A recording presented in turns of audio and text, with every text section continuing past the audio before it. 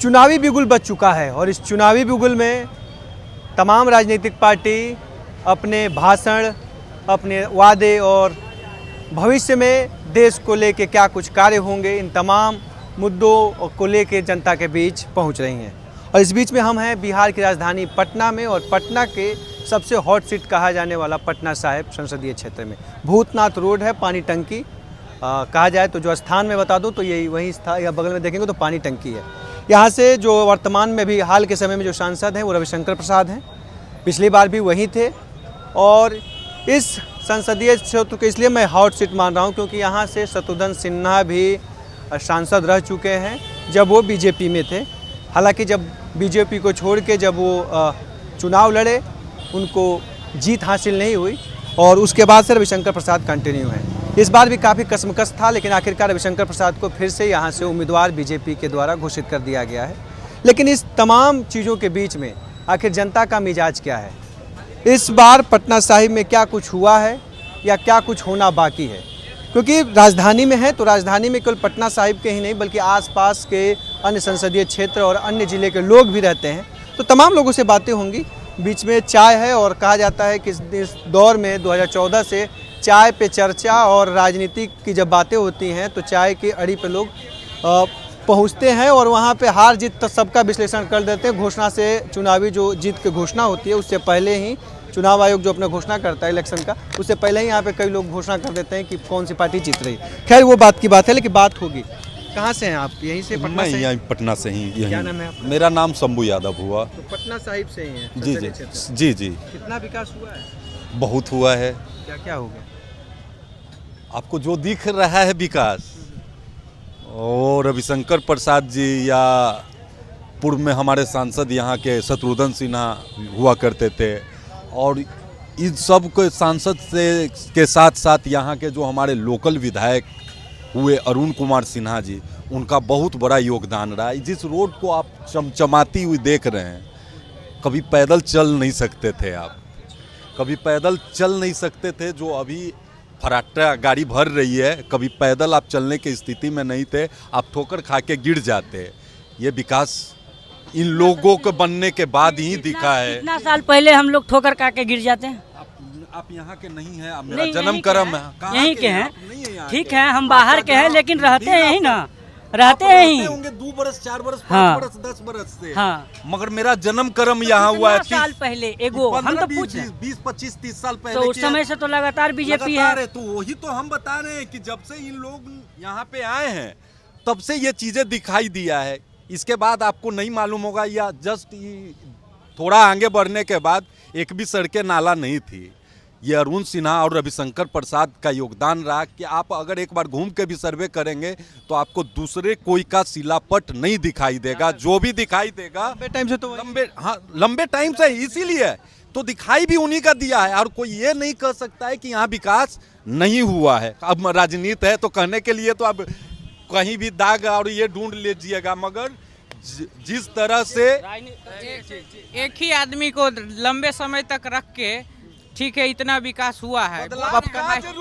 गौरव बिकना भाई साहब बोल रहे हैं जो बदलाव हुआ है, तो हम चाहते हैं क्या जो और बदल के कुछ अच्छे आदमी को लाया जाए जो और बदलाव कर सके।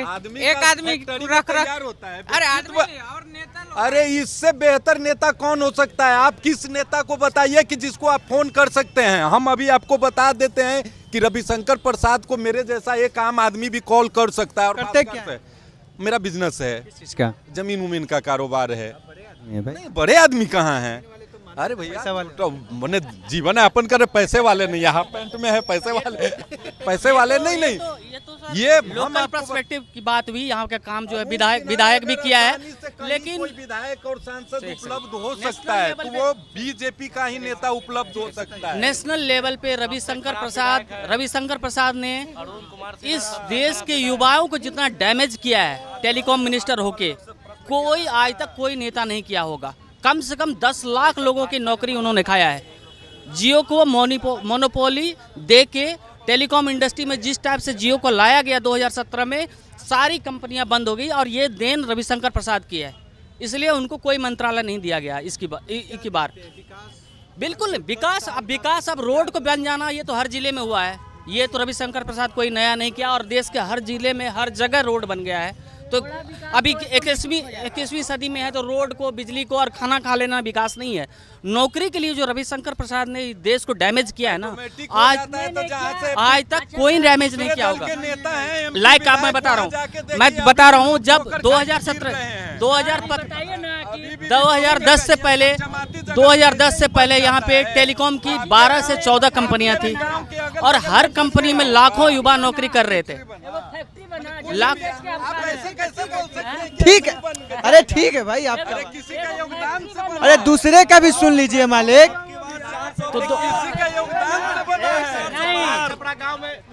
तो 2017 से पहले यहाँ पे 10 से 12 कंपनी थी टेलीकॉम की, और हर कंपनी में कम से कम 10,000 20,000 ऐसे एम्प्लॉय था। इन्होंने आके 1 साल तक तो पहले मोदी जी के नाम पे मोदी जी को प्रोजेक्ट करके 6 महीने साल भर तक फ्री में सिम दिया। सारे लोगों ने जियो को ले लिया। उसके बाद सीधा जो है सारी कंपनियां वाइप अप हो गई, क्योंकि वो मार्केट में कंपटीशन ही नहीं कर सकता था जियो के साथ। जिस टाइप से उनका सिम दिया गया फ्री में, और जिस टाइप से उन्होंने सर्विस प्रोवाइड किया, लेकिन अब वही सिम जो है 28 दिनों का रिचार्ज देता है। 300 से कम का कोई रिचार्ज नहीं है। आपके घर में पहले 10 रुपये का रिचार्ज करवा लेते थे, लाइफ टाइम फ्री होता था। 28वें दिन आज के रेट में 200 रुपये से कम रिचार्ज है। 28वें दिन बंद हो जाता है, इनकमिंग भी आना। आपका बैंक सब कुछ जो ठप पड़ गया है। आपके घर में अगर 10 सिमें हैं तो 2,000-4,000 रुपये का तो रिचार्ज करो पहले, उसके बाद आप सर्विस ले सकते हो वहाँ पे। पहले तो कम से कम सुनने के लिए एक फ़ोन होता है ना, लेकिन फैमिली के इन्होंने सबसे ज़्यादा नौकरी, अब टेलीकॉम इंडस्ट्री में नौकरी किसे मिलता है? लो स्किल्स जो होता है, मान लो आईटी में किसको मिलता है? जिसका स्किल्स बहुत हाई होता। लेकिन टेलीकॉम में ऐसा नहीं था। जो लड़का थोड़ा कम पढ़े लिखे हुए था, थोड़ा सा स्किल्स था, उसको बढ़िया नौकरी मिल जाता था। उसको बिल्कुल ही ख़त्म कर दिया। आज की डेट में जो जियो में नौकरी कर रहा है ऑफ रोल पे 10 से 15,000 रुपये में खटाता है, आज खटाता है, कल पता नहीं लात मार के भगा दिया जाता है, क्योंकि लोग वहाँ काम करने के लिए जा रहे हैं, क्योंकि अन्य जगह से नौकरी लोगों की छटनी हो गई है। जी मैं टेलीकॉम में नौकरी करता हूँ, एक IT कंपनी में। कहाँ से हैं आप? मैं सुपौल से हूँ, लेकिन काम क्या स्थिति है सुपौल में भी? तो सुपौल का तो अलग ही सुपौल में देखिए कैंडिडेट कैंडिडेट नहीं है। रंजीत रंजन रहती थी कांग्रेस से, तो उनका थोड़ा अलग दबदबा है। कैंडिडेट वाइज लोग उनको पसंद करते थे ज़्यादा। अब दिलेश्वर कामत वो किसी काम के नेता है नहीं। आज तक कोई संसद में उनका चेहरा भी नहीं देखा होगा कि कौन है दिलेश्वर कामत। 10 साल से वो सांसद है यहाँ पे, या 5 साल से जो भी है, लेकिन वो कोई नहीं जानता उनको। ठीक है, ऐसे ही कैंडिडेट है वो, लेकिन मजबूरी है, लोगों को वोट देना पड़ेगा, क्योंकि आरजेडी को कोई नहीं चाहता। अब कांग्रेस का यही दिक्कत है, जिस आरजेडी ने कांग्रेस को तबाह किया वही कांग्रेस आरजेडी के साथ खड़ी है। लोगों को गुस्सा इसलिए, हम लोग प्योर कांग्रेसी है और बाय बर्थ कांग्रेसी है, लेकिन कांग्रेस का जो काम है ना, जो कृत्य है ना, उसके वजह से दुखी है। बीजेपी को मजबूरी में वोट देना पड़ा। क्या कह रहे हैं आप? कितना, अगर हम कहा जाए 10 सालों में, तो कितना बदला देश, या क्या कुछ देखते हैं आप? बहुत कुछ बदला है। क्या नाम आपका? साहिल कुमार नाम है मेरा। क्या देख रहे हैं, कितना कुछ बदला? क्योंकि उन्होंने अपने एक अलग तर्क अपना रखा, अपना उनका पक्ष था। आप कैसे देख रहे हैं?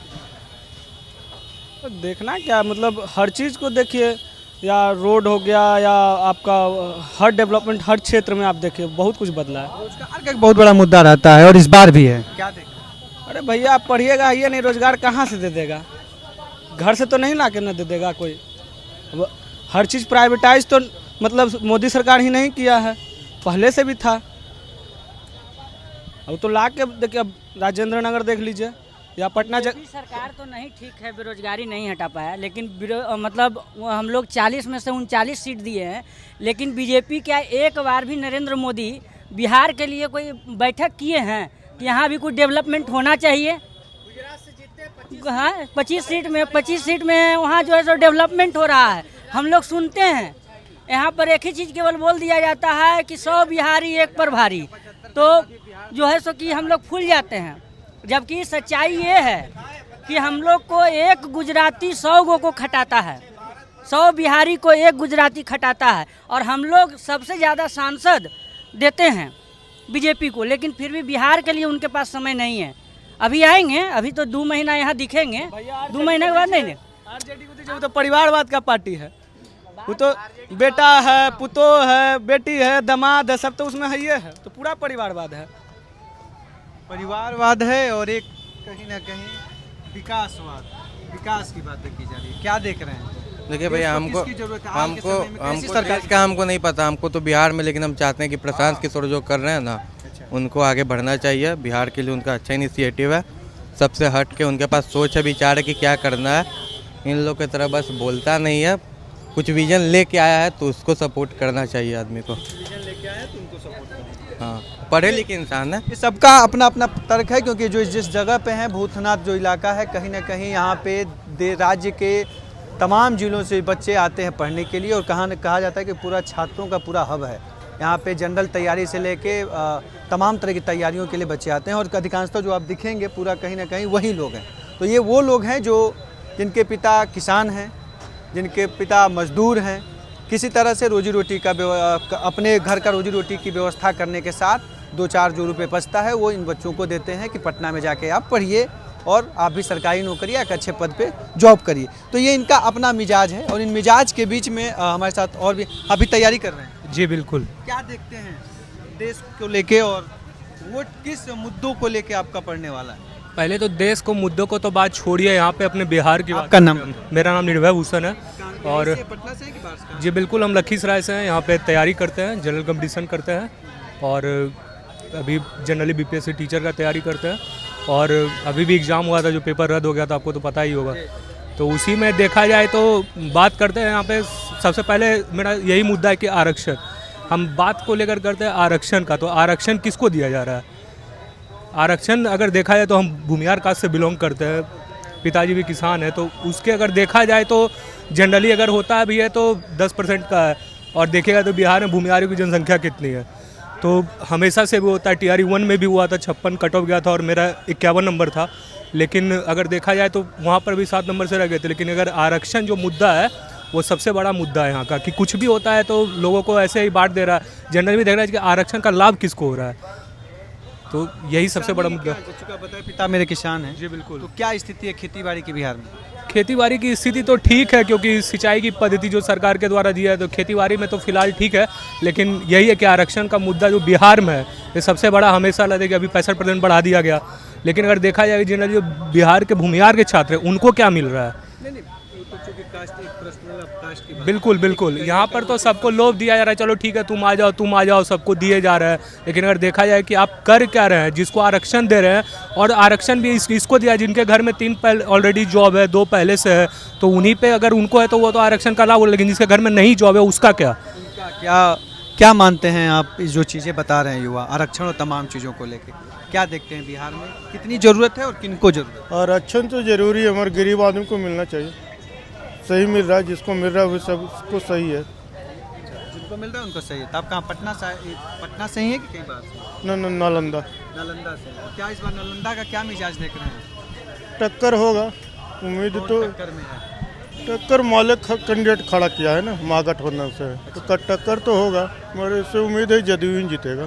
जदयू ही निकलेगा। हाँ। तो वजह क्या है?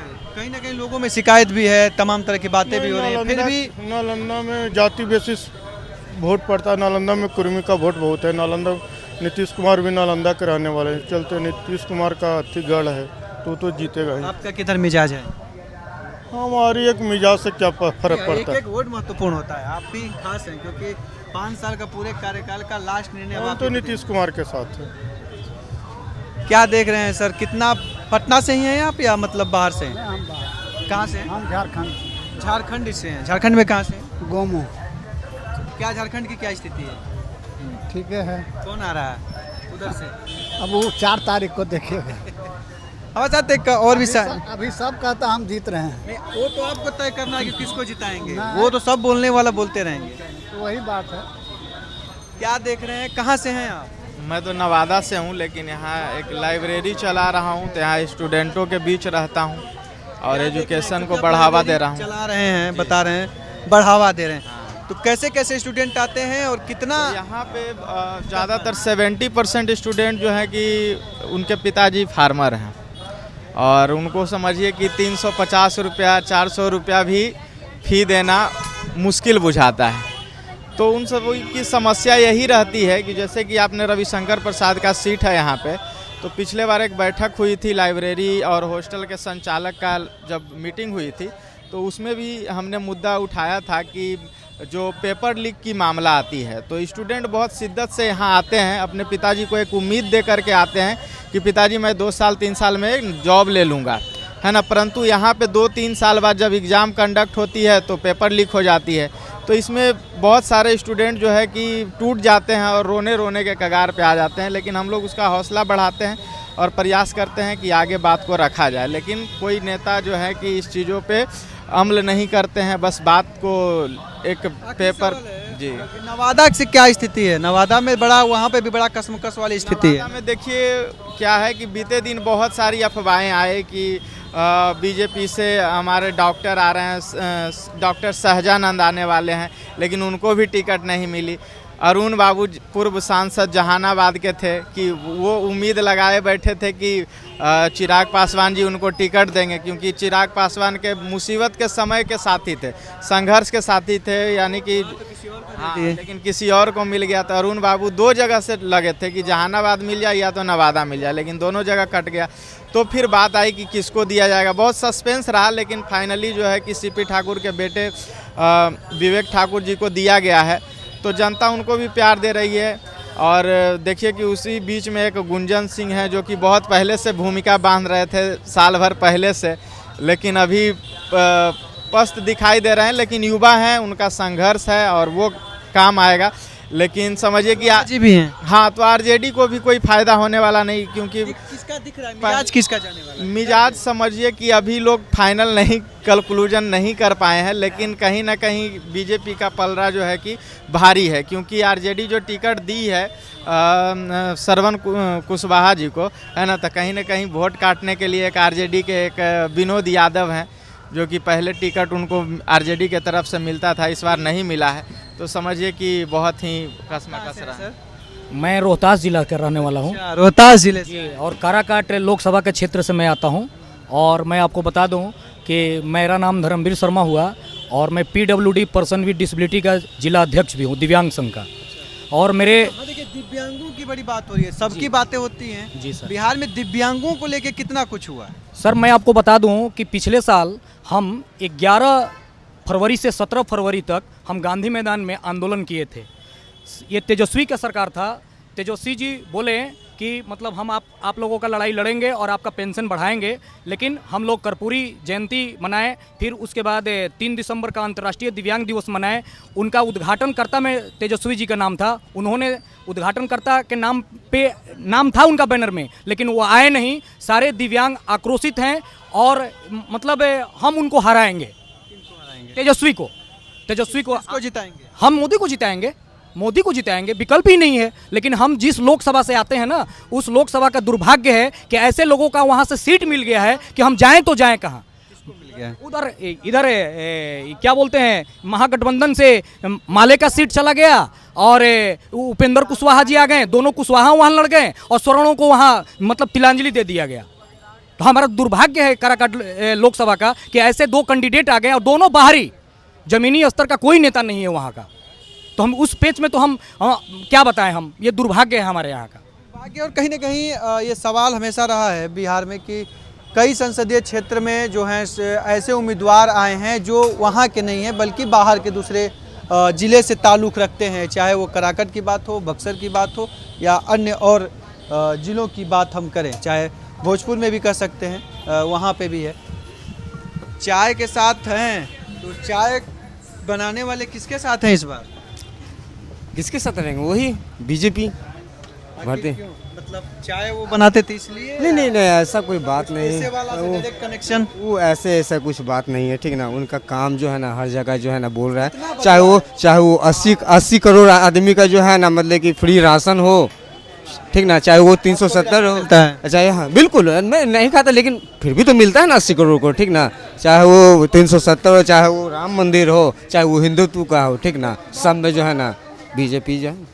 पटना साहिब आप तो यहीं से हैं? हाँ। कितना विकास हुआ है पटना साहिब में? पटना में काफ़ी विकास हुआ है। अभी हम पहले मतलब कि दुकान था वहाँ पे, अब मेरा आ गया यहाँ पे, रोड इतनी चौड़ीकरण हो गई है, मतलब कि पार्किंग बन गया, ये वो सब कुछ। हाँ। अच्छा, तो ये सुन रहे थे कि आप टेबल हटा दिए हैं चुनाव पर, टेबल नहीं रखेंगे दुकान?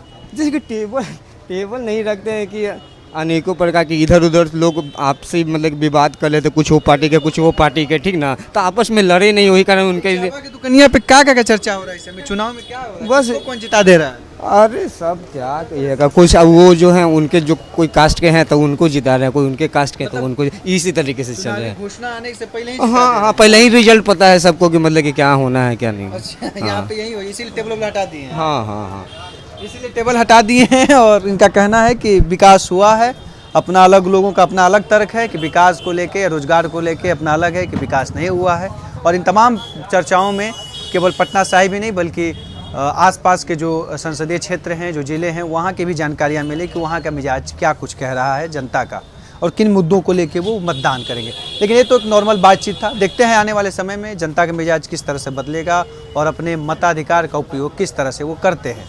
और ये देखने वाली बात होगी कि जब अंतिम चरण में, जब पटना साहिब में अंतिम चरण में चुनाव होंगे, मतदान पड़ेंगे, तो उसके बाद जब नतीजे आएंगे तो पूरी तरह से साफ हो जाएगा कि जनता ने किसको चुना।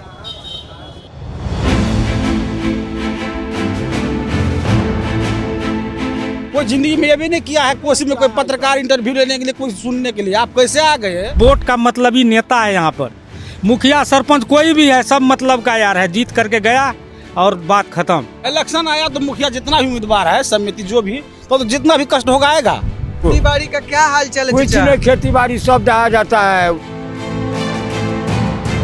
40 लोकसभा सीट, राजनीति का हर दिन बदलता गणित, सब पूछते हैं सवाल, बिहार में काबा, फिर आ गए हैं चुनाव, तो क्या फिर एक बार तैयार है बिहार? हर सवाल का जवाब, किसान तक इलेक्शन कारवां।